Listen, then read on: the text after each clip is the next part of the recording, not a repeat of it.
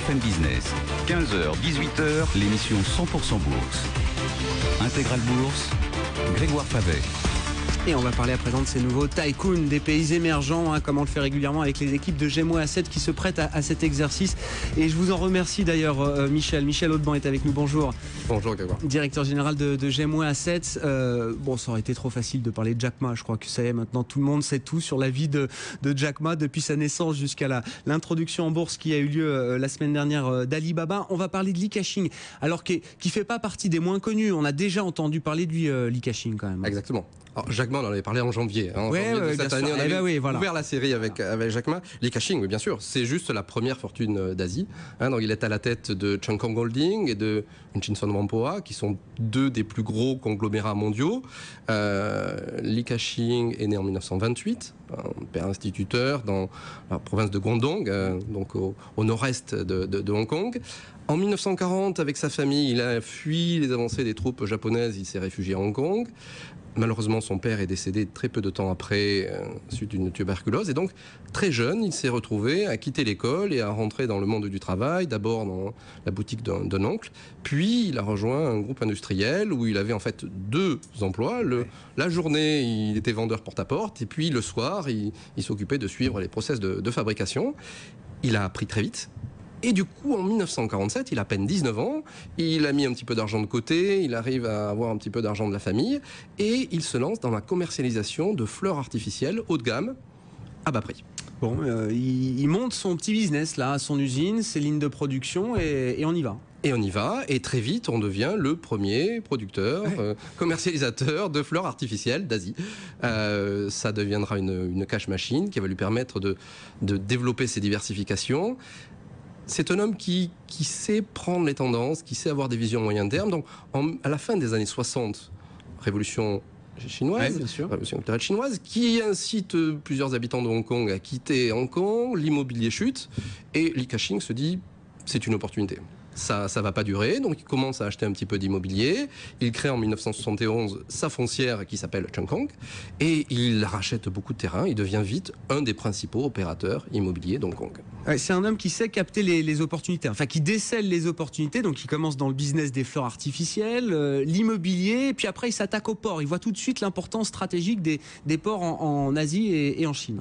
Exactement, à la fin des années 70, il voit la mondialisation qui se développe. Il dit les ports, les ensembles portuaires vont prendre une importance colossale. Et là, il profite de ces relations, il est proche des Britanniques, il est aussi assez proche du Parti communiste chinois, et il réussit à être le premier à mettre à la main, à prendre le contrôle d'une Shinson Whampoa, qui est juste le plus gros conglomérat à Hong Kong, et qui contrôle entre autres le port de Hong Kong. Donc Shinson se développe rapidement, s'implante à Rotterdam, à Panama, et devient le premier opérateur portuaire mondial. Donc les fleurs artificielles, l'immobilier, les ports, et puis alors après c'est parti pour la diversification dans des métiers plus modernes, on va dire, la téléphonie par exemple. Alors la téléphonie, il monte un groupe, il est actionnaire jusqu'à 45%, quasiment 45% d'Orange, qu'il vend en 1999 à Management pour 15 milliards de dollars, donc ça lui fait un petit peu de trésorerie. Il est toujours présent, le groupe a un peu plus de 20 millions d'abonnés à 3G dans le monde. Internet, il a été aussi très visionnaire. Très tôt, il a pris des participations. Il aime à dire qu'en 2007, il a fallu 5 minutes pour être convaincu d'investir 120 millions de dollars dans Facebook. Aujourd'hui, en 7 ans, ces 120 millions de dollars sont devenus 1,6 milliard. Donc, c'était plutôt un bon investissement. Il a été également investisseur de Siri, qui a plus tard été revendu à Apple, de Skype, qui a été racheté par eBay. Aujourd'hui, dans Spotify. Enfin, il a un portefeuille très, très diversifié de participation. Il est omniprésent à Hong Kong. On aime à dire que tout dollar dépensé à Hong Kong, il y a à peu près 5 cents qui tombent dans sa poche directement. La ville de Li Ka-shing. C'est sûrement un peu exagéré, mais dans tous les cas, il a gagné le nom de Superman. Et c'est vrai qu'il règne sur Hong Kong. À côté de cela, il a très vite créé une fondation qui est aujourd'hui dotée de 8 milliards. Ouais. En fait, toutes les participations dans les sociétés Internet, ce n'est pas lui qui les prend en direct, il les prend pour la fondation. Donc, par exemple, la plus-value sur Facebook vend dans les actifs de la fondation. La fondation a déjà beaucoup investi, près de 2 milliards, dans des collèges, des universités. centré autour de l'éducation. N'oubliez pas qu'à 14 ans, il a arrêté l'école et qu'il a continué son éducation toute sa vie en lisant et en se perfectionnant. Donc très présent là-dedans. Il a mis son fils aîné aux commandes de ses groupes cotés. Le deuxième, donc l'aîné Victor, le deuxième Richard, qui était un peu plus indépendant, a créé son groupe PCCW et est maintenant le principal opérateur de téléphonie à Hong Kong. C'est quelqu'un qui se lève tous les jours un peu avant 6 heures, qui commence sa journée en faisant 1h30 de golf avec son partenaire habituel. Et pour être tout à fait transparent, c'est une personne sur laquelle des zones d'ombre existent aussi. On dira que le gouvernement australien n'arrive pas très bien à se faire payer des arriérés de taxes ou autres. On lui prêterait des relations avec les triades. Ce qui est clair, en tout cas, c'est qu'il n'est pas copain avec les gangsters de Hong Kong, puisque ceux-ci ont kidnappé son fils aîné, Victor, qui n'a été libéré qu'avec $1 million de rançon. Bon, rapidement, sur le cas d'investissement, parce qu'il y a plusieurs entités cotées, j'imagine, dans l'empire Li Ka-shing.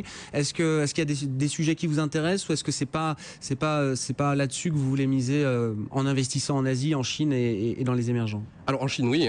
Gem Equity a un peu plus de 20% de ses actifs en Chine. Dans des groupes de l'univers Li Ka-shing, non. Cheung Kong, la principale, est dans l'immobilier à Hong Kong, qui est 2 fois pas des sujets qui nous intéressent vraiment. L'immobilier de manière générale, et Hong Kong, en particulier Hong Kong, c'est quand même un petit peu cher aujourd'hui. Ça a été très intéressant il y a 30 ans, mais aujourd'hui beaucoup de choses sont faites. Il a des participations dans différents pays, en Europe. Aujourd'hui, le groupe est leader portuaire, on l'a vu. Il est leader également de la distribution, avec Marionneau en France. Ils ont Superdrug en Angleterre. Ils ont Watson en Asie. Donc ils sont présents, mais pas exclusivement les émergents. N'oublions pas enfin que Hong Kong n'est pas au sens MSCI du terme une place émergente. Donc si on avait des activités qui nous intéressaient en Asie, on y irait volontiers. Enfin, les entités du groupe qui ont été cotées l'ont souvent été dans un deuxième temps, c'est-à-dire que les performances boursières ont été un petit peu décevantes. La belle plus-value, pour lui permettre de sortir et de réaliser sa plus-value, comme on dit. Voilà. Exactement. Merci beaucoup, merci Michel d'avoir été avec nous. Michel Audeband, directeur général de Gem Asset sur BFM Business.